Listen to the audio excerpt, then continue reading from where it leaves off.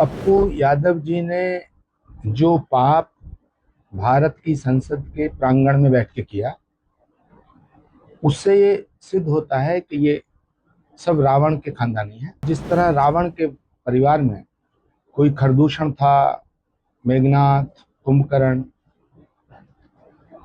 तो ये जो पूरी जमात है ये रावण का कुनबा है। पप्पू यादव जी ने जो पाप भारत की संसद के प्रांगण में बैठ के किया, उससे ये सिद्ध होता है कि ये सब रावण के खानदानी है।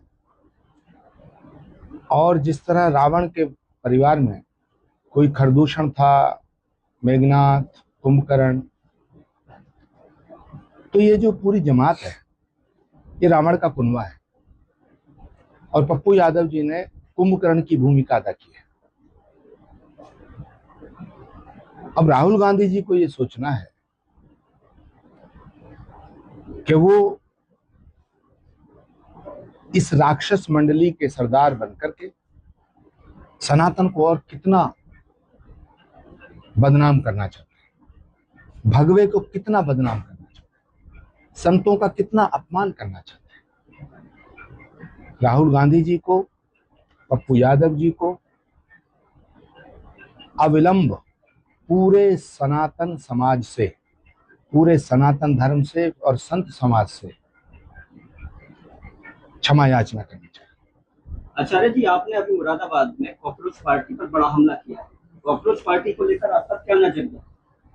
भारत की संस्कृति, सभ्यता और संस्कारों को अगर बचाना है, भारतीय संस्कृति को बचाने के लिए भारत की सभी माताओं और पिताओं से मैं अनुरोध करना चाहता हूं कि वो अपने बच्चों को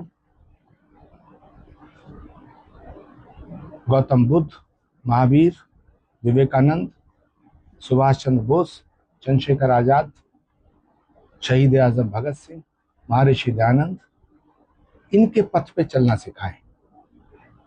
भारत की अगली जो नस्ल है, अगर ये संस्कारों से इसी तरह दूर होती चली गई, क्योंकि विदेशी ताकतों का षड्यंत्र है कि कॉकरोच मूवमेंट के नाम पे इस देश को तोड़ा जाए।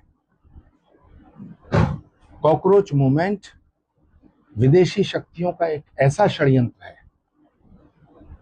जो प्रधानमंत्री नरेंद्र मोदी को टारगेट करके उन्हें बदनाम करना चाहता है। और दुर्भाग्य की बात है कि विदेशी ताकतों के इस षड्यंत्र में leader of the opposition Rahul Gandhi मिले हुए हैं।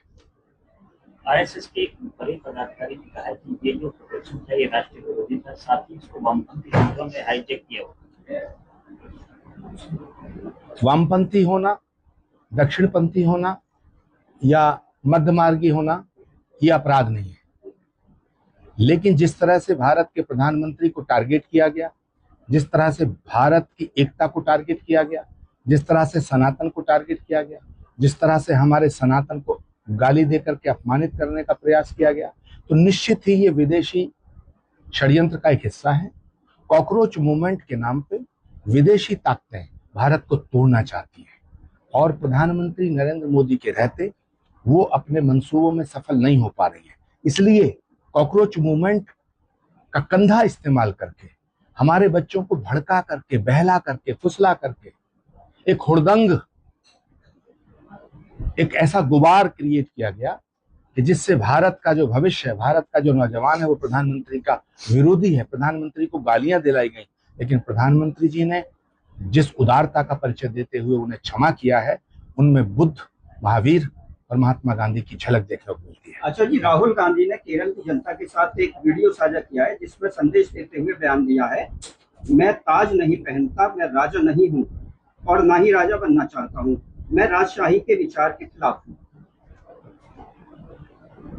इस देश में लोकतंत्र की स्थापना होने के बाद